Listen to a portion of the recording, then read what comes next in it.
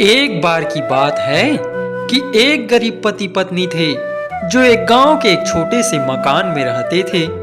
आखिर भगवान ने उनको एक बेटा दिया। बच्चे को देखकर वे दोनों बहुत खुश हुए।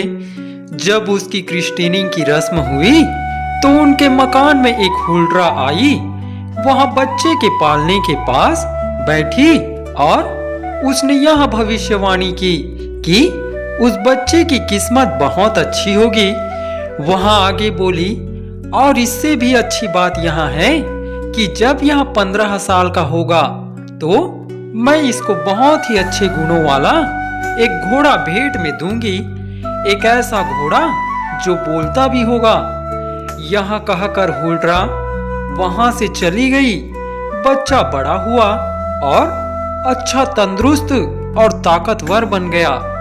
जब वह 15 साल का हो गया तो एक अजनबी बूढ़ा उनके घर आया और उनका दरवाजा खटखटाया। उसने आकर कहा कि वह जो घोड़ा लेकर आया है वह उसकी रानी ने भेजा है और अब इसके बाद से वह वफादार का रहेगा, जैसा कि उसने वायदा किया था। उसके बाद वह बूढ़ा चला गया। वह सुंदर घोड़ा सबको बहुत पसंद आया और वफादार तो उसे हर आने वाले दिन पिछले दिन से भी ज्यादा और ज्यादा प्यार करने लगा। कुछ समय बाद वह घर में रहते रहते थक गया तो उसने माता पिता से कहा कि वह दुनिया देखना चाहता है। माता पिता ने उसको रोका नहीं, क्योंकि घर में भी उसके करने के लिए कुछ नहीं था। सो उसने अस्तबल में से अपना घोड़ा निकाला, उसके ऊपर जीन कसी और जंगल की तरफ दौड़ गया। वहां दौड़ता गया और बहुत दूर निकल गया। आगे जाकर उसने देखा कि दो शेर एक चीते से लड़ रहे हैं।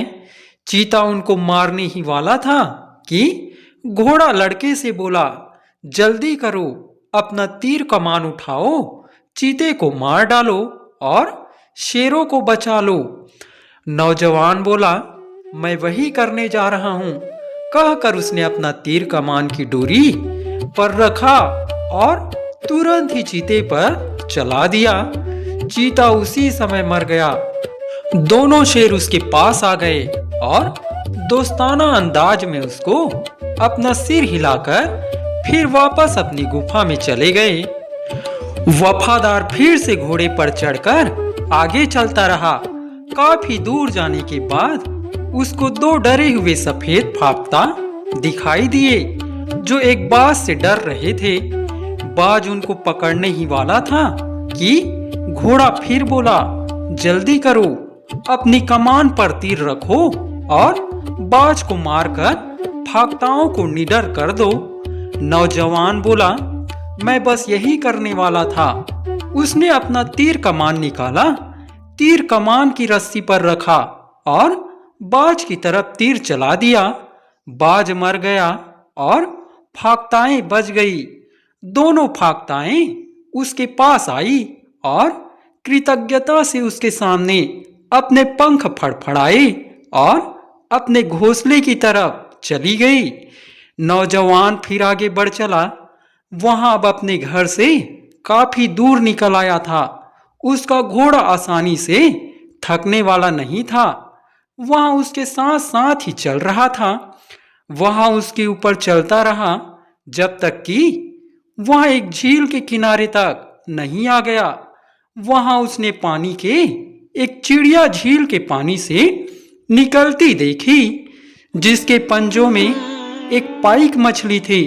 उसको देखकर उसका घोड़ा बोला, जल्दी से अपना तीर कमान उठाओ, समुद्री चिड़िया को मारो और पाइक मछली को बचाओ। नौजवान ने जवाब दिया, हाँ, मैं यही करूंगा। तुरंत ही उसने अपना तीर कमान उठाया और अपना तीर उस समुद्री चिड़िया पर चला दिया, जो पाइक मछली को अपने पंजे में दबाए लिए जा रही थी।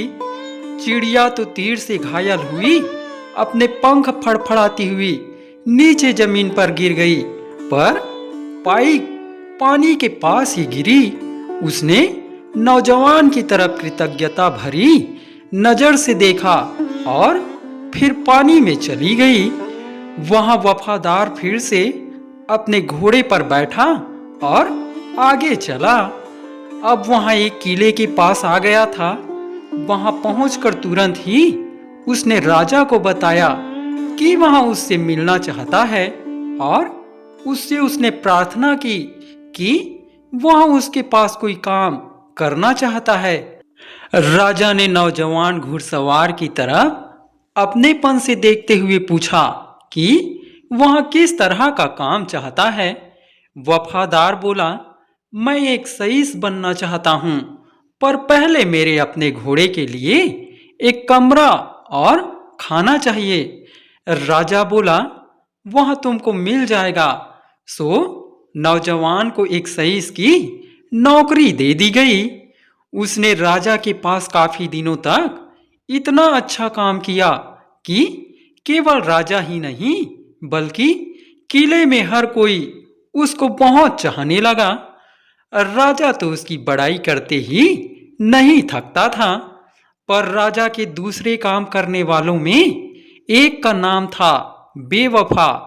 यह नौकर वफादार से बहुत जलता था और वह वही करना चाहता था जिससे वफादार को कोई नुकसान पहुंचे, क्योंकि वह यहाँ सोचता था तब मैं उसे यहाँ से बाहर निकाल दूंगा और राजा को उसकी तरफदारी करते नहीं देखूंगा।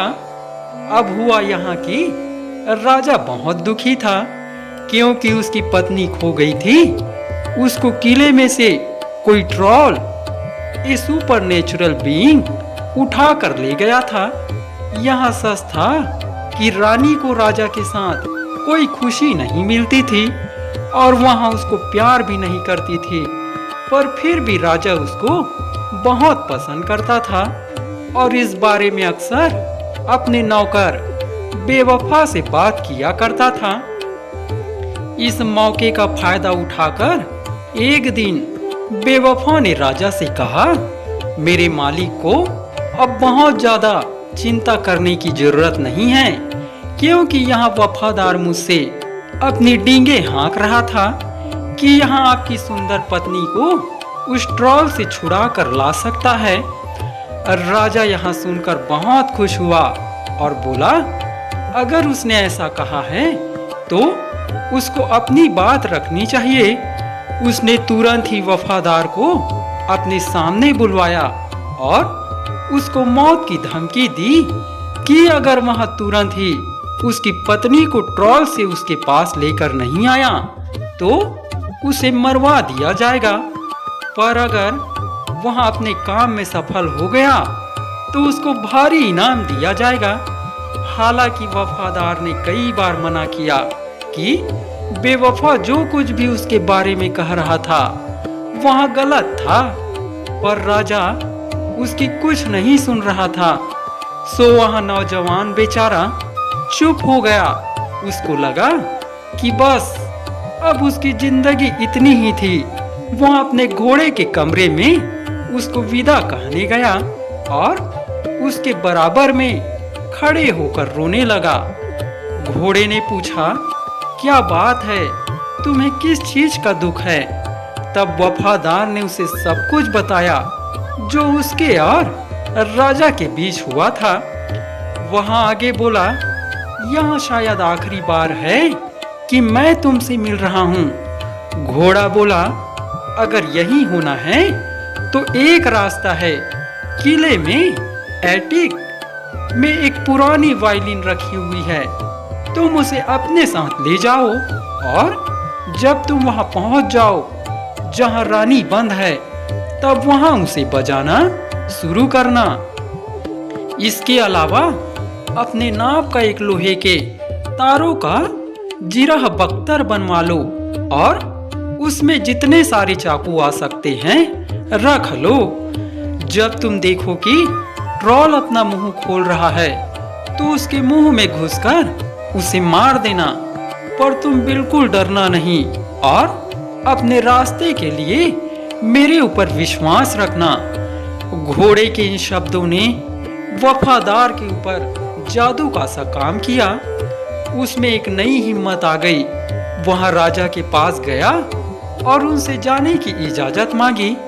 उसने चोरी छिपे लोहे के तारों का एक जिरह बख्तर बनवाया। किले की एटिक से वायलिन ली, अपने घोड़े को उसके कमरे से बाहर निकाला और तुरंत ही ट्रॉल की पहाड़ी पर चल दिया। बहुत जल्दी ही वह उस पहाड़ी पर पहुंच गया और इससे पहले कि वह जान पाता कि वह ट्रॉल कहाँ है, वह तो उसके रहने की जगह में ही था। जब वह उसके पास आ गया तब उसने ट्रॉल को देखा जो अपने किले से बाहर निकल आया था और अपनी गुफा के बाहर सो रहा था। वहां बड़ी गहरी नींद सो रहा था। उसके खर्राटे भी इतने जोर के थे कि उनकी आवाज से सारी पहाड़ी कांप रही थी। पर उसका मुंह पूरा खुला हुआ था।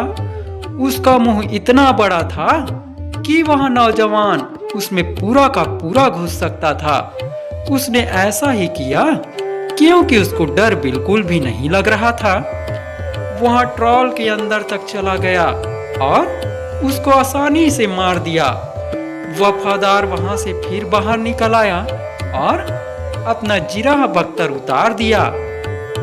फिर वहां ट्रॉल के किले में घुस गया। उसमें एक बड़े सोने के कमरे में रानी बंदी बनी बैठी थी। उसको 7 मजबूत सोने की जंजीरों से बांध रखा था।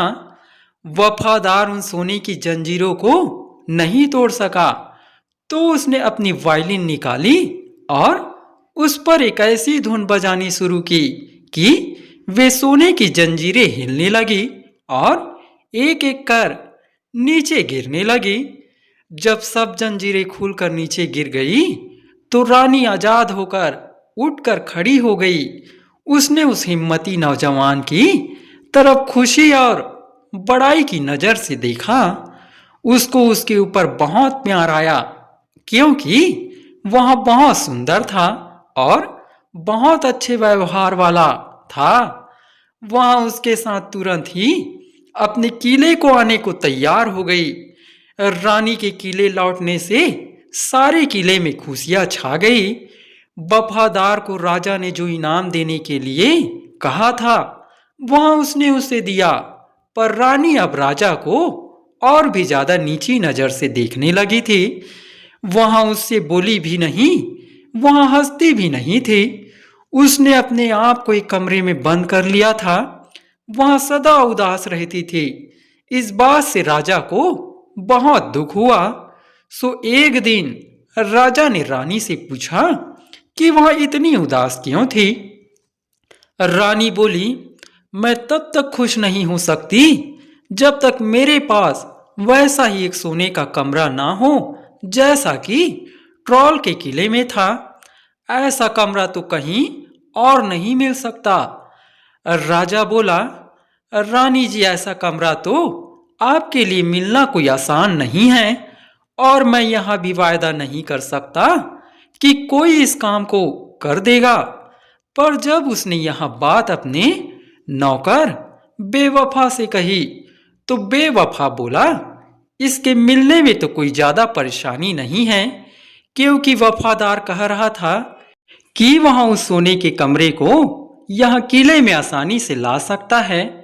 तुरंत ही वफादार को बुलवाया गया और उससे उसने ट्रॉल का सोने का कमरा किले में लाने के लिए कहा, क्योंकि वहां अपनी पत्नी को बहुत प्यार करता था। उसने उससे कहा कि वह अपना वायदा पूरा करे।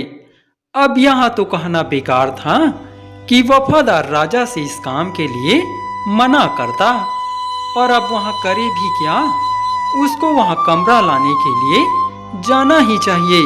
सो उसके लिए उसे जाना ही पड़ा। उसको धीरज देना मुश्किल हो गया। वह फिर अपने घोड़े के पास पहुंचा। वहां जाकर वह बहुत रोया और उसको अंतिम विदा कहा। घोड़े ने पूछा, तुम्हें क्या चीज परेशान कर रही है, क्या बात है? नौजवान बोला, यह बेवफा मेरे बारे में कुछ कुछ झूठ बोलता रहता है। उसने राजा से कहा है कि मैं ट्रॉल का सोने का कमरा लाकर उसे दे सकता हूँ। सो राजा ने मुझसे कहा है कि अगर मैंने उसे ट्रॉल का सोने का कमरा लाकर नहीं दिया तो मुझे अपनी जान से हाथ धोना पड़ेगा। घोड़ा बोला, इससे ज्यादा गंभीर बात तो कोई हो ही नहीं सकती। सुनो, तुम एक बहुत बड़ा पानी का जहाज लो, अपनी वायलिन अपने साथ लो और उसको बजाओ तो वह सोने का कमरा उस पहाड़ी पर से नीचे उतर आएगा। फिर ट्रॉल के घोड़े उसके आगे जोत दो, तब तुम वह चमकता हुआ सोने का कमरा यहाँ बिना किसी मुश्किल के ला पाओगे। यह सुनकर वफादार को थोड़ी तसल्ली मिली। उसने वैसा ही किया जैसा कि उसके घोड़े ने उससे करने के लिए कहा था। जब वह उस पहाड़ी पर पहुंच गया तो उसने अपनी वायलिन बजाना शुरू कर दिया। ट्रॉल के सोने के कमरे ने वह वायलिन सुनी तो वहां उस संगीत की आवाज के पीछे पीछे खींचा चलाया। ऐसा लग रहा था जैसे कोई मकान पहियों पर चलता चला आ रहा हो। वफादार ने उसके आगे ट्रॉल के घोड़े जोते और उसको अपने जहाज पर रख लिया। जल्दी ही उसने झील पार कर ली और वहां उसे सुरक्षित रूप से बिना किसी टूट फूट के किले में ले आया। रानी उसको देखकर बहुत खुश हुई, पर फिर भी वह बहुत थकी हुई और दुखी थी। वह अपने राजापति से बिल्कुल भी नहीं बोली और ना ही किसी ने उसे हंसते हुए देखा और सुना। इस बात पर राजा और ज्यादा दुखी हो गया। उसने उससे पूछा कि वह इतनी दुखी क्यों थी। तो रानी ने जवाब दिया, मैं खुश कैसे हो सकती हूँ जब तक मुझे मेरे वे दो घोड़े ना मिल जाए जो ट्रॉल के घर में मरे थे। इतने सुंदर घोड़े तो दुनिया में कहीं देखने को नहीं मिलेंगे। राजा बोला, कोई और काम आसान हो सकता है सिवाय इस काम के। तुम कोई और काम बताओ जो तुम चाहती हो, क्योंकि वे घोड़े पालतू नहीं हैं और बहुत पहले ही जंगल में भाग गए होंगे। यह कहकर राजा दुखी होकर वहां से चला गया। उसकी समझ में ही नहीं आ रहा था कि वह अब क्या करे।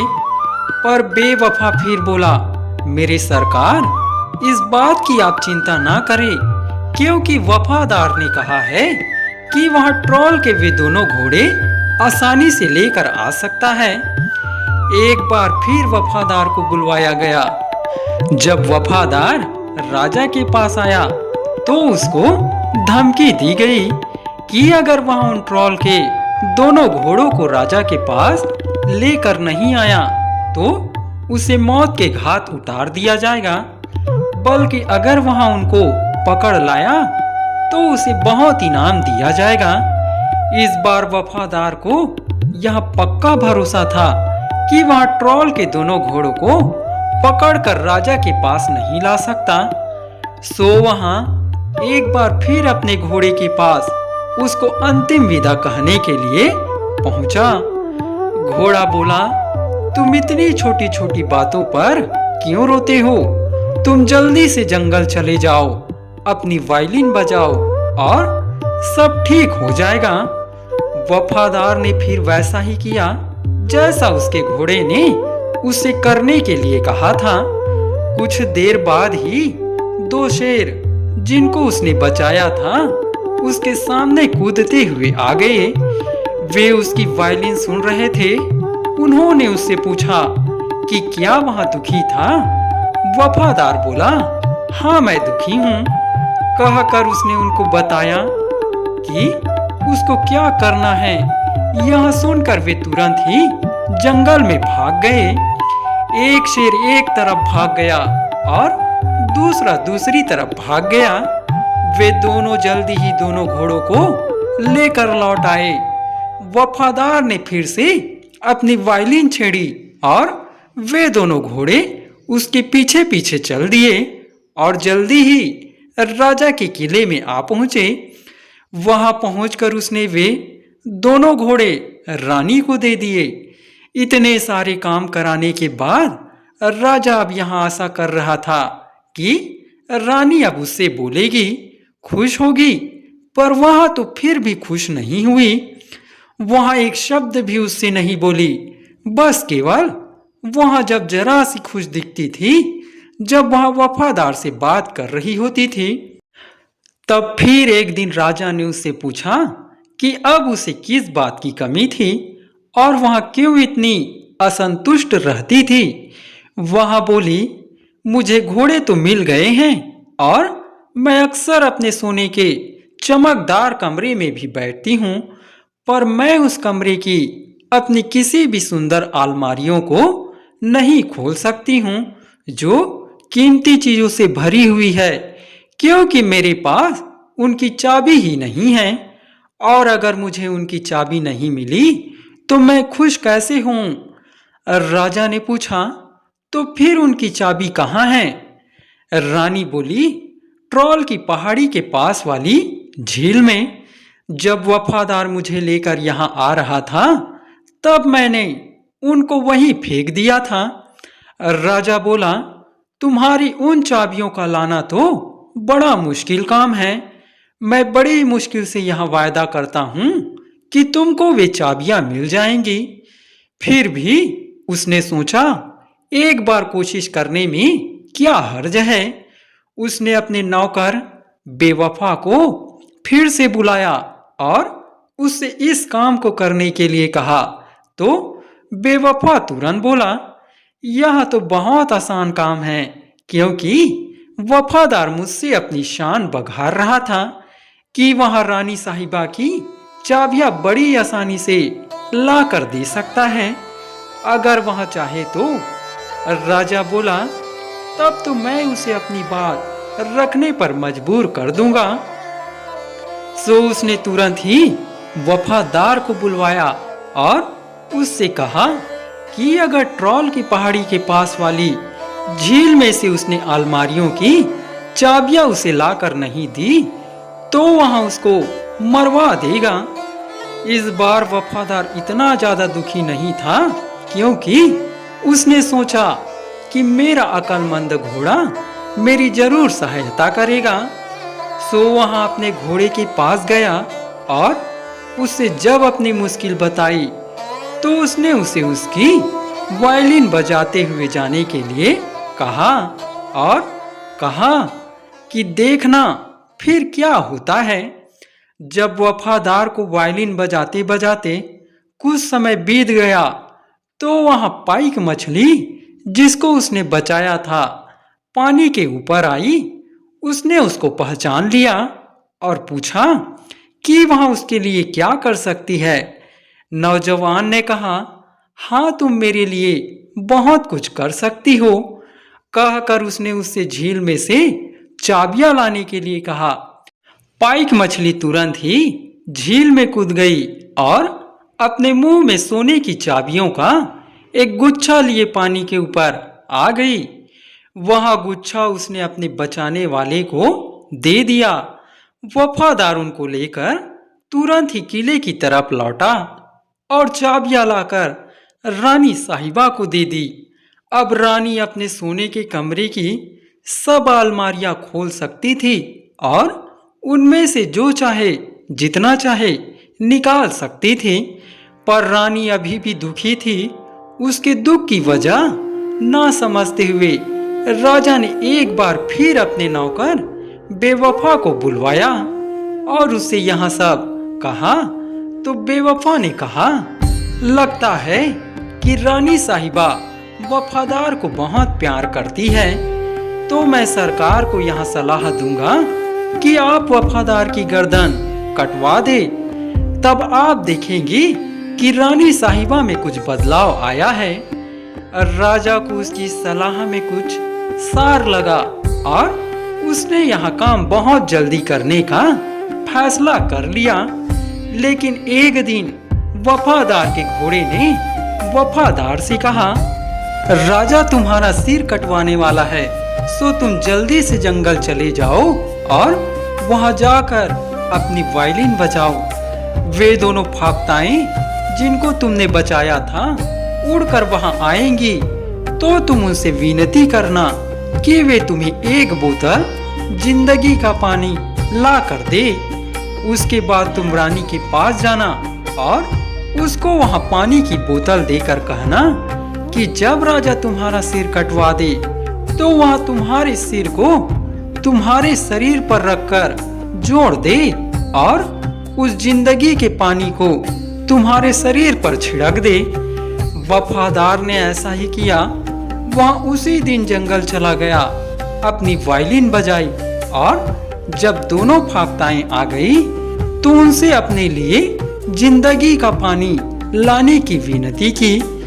जब वे जिंदगी के पानी से भरी एक बोतल ले आई तो वहां रानी साहिबा के पास गया और उनसे विनती की कि वहां राजा के उसके सिर काटने के बाद उस सिर को उसके शरीर पर जोड़कर उस बोतल में से उसके ऊपर पानी छिड़क दे। रानी ने ऐसा ही किया। वफादार फिर से जिंदा होकर खड़ा हो गया, बल्कि और ज्यादा सुंदर।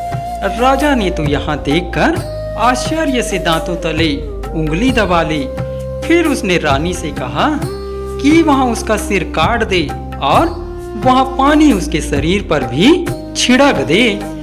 रानी ने तुरंत तलवार उठाई और पल भर में ही राजा का सिर काट दिया। उसका सिर धरती पर लुढ़क गया, पर रानी ने उसके शरीर पर कोई जिंदगी का पानी नहीं छिड़का। राजा के शरीर को तुरंत ही ले जाकर दफन कर दिया गया। उसके बाद रानी ने वफादार से शादी कर ली। बेवफा को राज्य से बाहर निकाल दिया गया और उसे बहुत बेइज्जत होकर वहां से जाना पड़ा। अक्लमंद घोड़ा अपने कमरे में संतोष के साथ रहा। राजा और रानी के पास वहां जादुई वायलिन, ट्रॉल का सोने का कमरा और उसकी कीमती चीजें हमेशा रही और वे खुश खुश रहे।